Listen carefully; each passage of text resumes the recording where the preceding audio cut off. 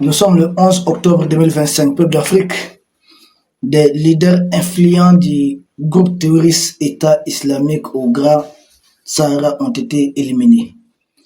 Éliminés par les forces armées du Mali, les FAMA, mais aussi éliminés par l'armée des trois pays de l'AES, cet état-major conjoint, FUAS, parce que chacun des pays garde son état-major, a son autonomie d'opération.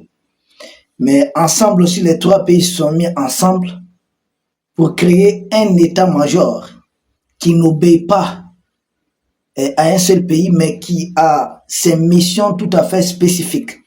Parce que qui a son siège d'ailleurs au Niger, à Niamey, mais qui est dirigé par un officier supérieur du Burkina Faso. Donc cet état-major conjoint des trois pays de l'Est mène beaucoup d'opérations. Et ce qui vient de se passer au niveau de la localité d'Iramaban, dans la région de Menaka, témoigne de la puissance du fait de l'état-major unifié des trois pays de l'AES. Parce que cela veut dire que cet état-major est doté bel et bien des vecteurs aériens. Vous vous souvenez quand les trois ministres de la Défense des trois pays de l'Est étaient rendus à Moscou une fois en Russie, et je vous avais dit que c'était pour équiper davantage l'état-major conjoint dont disposent les trois pays. Et la preuve, c'est ce qu'on vient de constater au niveau de la localité d'Iraban, c'est dans la région de Menaka. L'état-major unifié des trois pays de l'Est a frappé fort. Et parallèlement, les forces armées de défense et de sécurité du Mali continuent de mener des opérations ciblées, des opérations terrestres, des opérations aéroterrestres, des opérations même héliportées pour éliminer des terreaux. Vous voyez avec nous en image d'ailleurs la fameuse pénurie de carburant que la junte macronienne et ses alliés dans la sous-région ont voulu créer pour espérer révolter les populations du Mali contre le pouvoir en place, c'est retourner contre les mercenaires d'Emmanuel Macron. Vous voyez comment des terreaux manquent de carburant, abandonnent des motos par endroits. Et à chaque fois qu'ils veulent venir se ravitailler dans une localité, ils sont localisés, ciblés, détruits avec succès. C'est ce qu'on constate. Donc, les opérations, notamment celle qui a été conduite dans la région de Menaka, a permis d'éliminer les hauts cadres de l'État islamique ici au Mali, l'un des plus hauts cadres de l'État islamique même. Il s'agit de Boubacar Demougui. Boubacar Demougui, c'est un haut cadre de l'État islamique qui a à son actif beaucoup d'exactions, beaucoup de massacres. Et d'ailleurs, l'un des crimes de Boubacar Demougui les plus connus, c'est l'exécution, l'élimination, l'assassinat, selon beaucoup de sources, de ses propres mains du président de la société civile de Menaka, M. Sid Barka. Nous prions pour le repos éternel de son âme. Il a commis beaucoup d'autres exactions parce qu'il est connu pas pour sa barbarie et surtout sa mobilité. Ce n'était pas facile de le tenir. Il était tout le temps en mouvement, très mobile, mais il vient d'être éliminé avec succès. Nous n'avons pas oublié ces barbares qui n'avaient pas hésité de revendiquer publiquement. Vous vous souvenez de l'attaque d'Indelman en 2019 au Mali contre nos forces de défense et de sécurité? C'est lui qui avait revendiqué ça publiquement dans une vidéo. Et n'oubliez pas, en 2023, l'attaque contre une de nos positions, notamment à Labezanga, c'est presque à la frontière Mali-Niger.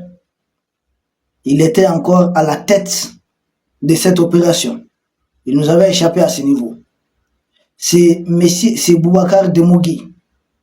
Fait partie aussi de l'attaque de l'embuscade tendue contre les forces armées américaines avec d'ailleurs Abu Ouzeifa, dont la tête a été mise à prix pour 5 millions de dollars. Il était ce jour accompagné de M. Boubacar Demougui. Il vient d'être neutralisé par les forces armées du Mali. Donc il a échappé à la traque des Américains, de tous les pays qui étaient ici, mais l'état-major conjoint unifié des trois pays de l'Est vient de mettre fin à sa course. Bravo. C'est mettre à l'actif de cette force unifiée de l'AS. Parce que cette force réussit là où toutes les autres forces avaient échoué. Et surtout que les autres forces travaillaient directement avec les terreaux. On ne pouvait pas avoir des résultats. Le même jour, et toujours le 10 octobre 2025, les forces armées du Mali ont éliminé à 8 km de la localité de Laramane par une frappe aérienne, mais très précise, plusieurs terreaux qui essayaient aussi de tendre l'embuscade à nos convois de carburant haute. Donc il y a une frappe aérienne qui les a fait sauter à 8 km de Laramane. C'est bravo. Il faut mettre ça à l'actif de cette montée en puissance des pays de l'Est qui sont en train d'affronter les mercenaires. Les mercenaires des impérialistes dotés des drones, dotés d'autres équipements. Parce que la guerre a pris une autre tournure. C'est important de le dire et de préciser. Et vous allez constater que Laramane est à plus de 1200 km de Menaka. À plus de 1200 km. Pour vous dire comment le front s'étend de part et d'autre du Mali.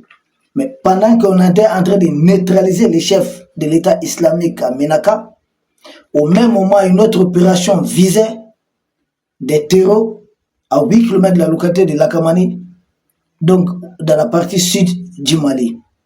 Et d'autres opérations ont suivi, parce que tout près, au niveau de la forêt classée de Diaka, c'est dans le cercle de Baraouli, région de Ségou, le même jour encore. Il y a 5 tentes, les tentes, vous connaissez, on le sait quand même, 5 tentes qui abritaient des terreaux qui pensaient être à l'abri des vecteurs aériens ont été aussi identifiés. Ils ont été traités avec succès. C'est dans une forêt classée. Ils pensaient pouvoir tirer bénéfice de la forêt et ensuite la tente encore, mais ils ne savent pas à quel genre de vecteurs aériens nous disposons. Ils ont été traités avec succès. Juste, toujours dans la nuit du 9 au 10 octobre, toujours le 10 octobre, au niveau du village de Mamissa, les terreaux en manque de carburant ont voulu venir se ravitailler. Tout près du village de Mamissa, c'est à côté de Zantibougou. Zantibougou, c'est dans la région de Bougouni. La région de Bougouni, c'est cette région où on produit les lithium du Mali. Donc une région allant un peu aussi vers la Côte d'Ivoire, à cheval entre la Côte d'Ivoire et la Guinée. Donc dans la région de Bougouni, là aussi, ils ont été traités avec succès. Bilan, plusieurs terroristes ont été éliminés, beaucoup de matériel, motos et autres matériels récupérés. Et 24 heures avant, c'est-à-dire le 8 octobre 2025, toujours dans la localité d'Iraban, où il y a eu cette opération du 10 octobre qui a éliminé beaucoup de chefs terreux, c'était une opération avant-goût.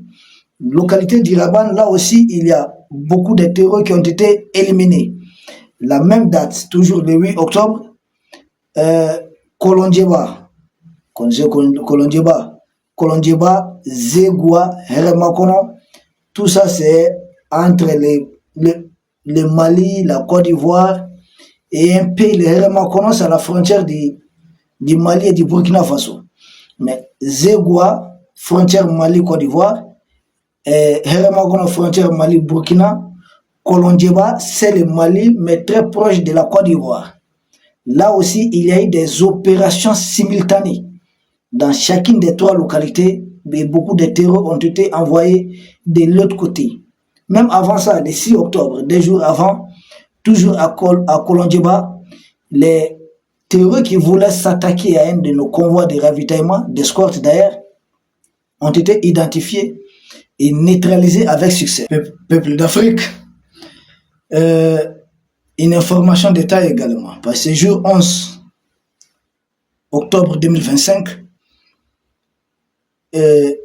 des unités des forces armées du Mali ont libéré plusieurs otages. Parce que vous n'êtes pas sans savoir que les terreaux essayaient dans leur terreur, tel ordonné, instruite par la junte française et ses alliés, ses sponsors, les États qui sont tout autour, pour terroriser les populations maliennes, essayer de créer plus de frustration et soulever des gens, enlever des civils même voilà, qui voyageaient, des passagers, des simples voyageurs, ils les descendaient des bus, des cars, ils les amenaient quelque part. Mais les forces armées du Mali, avec des renseignements très précis, permettez-nous de saluer les patrons des services de renseignement du Mali, le général Modibo Kone. Donc, avec des renseignements très précis, très précis, nous avons pu localiser où se trouvaient les otages. Et avec une opération commando, les unités FAMA ont pu libérer tous les otages qui étaient à ce lieu sains et saufs.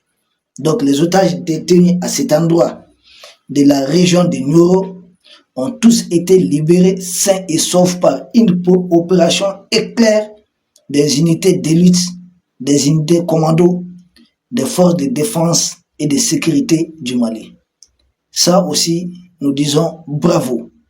Bravo au FDS du Mali. Les forces armées du Mali et des pays de l'AES sont pleinement engagés dans cette guerre que certains pays impérialistes nous ont imposée.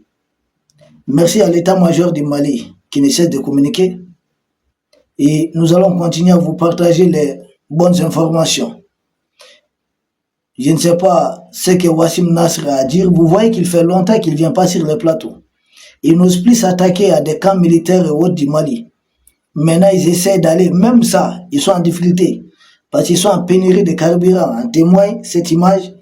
Vous voyez les terreaux en train d'abandonner des motos. Ils ont abandonné des motos. Et ces motos ont été abandonnées, selon notre source, à Zantikila. Zantikila, c'est tout simplement à l'orée de la forêt qu'on appelle la forêt de Faya. C'est aussi une forêt classée. Peuple d'Afrique, les opérations se poursuivent. Vive nos FDS, vive les armées de l'AES et vive l'Afrique qui se libère. Nous vous remercions.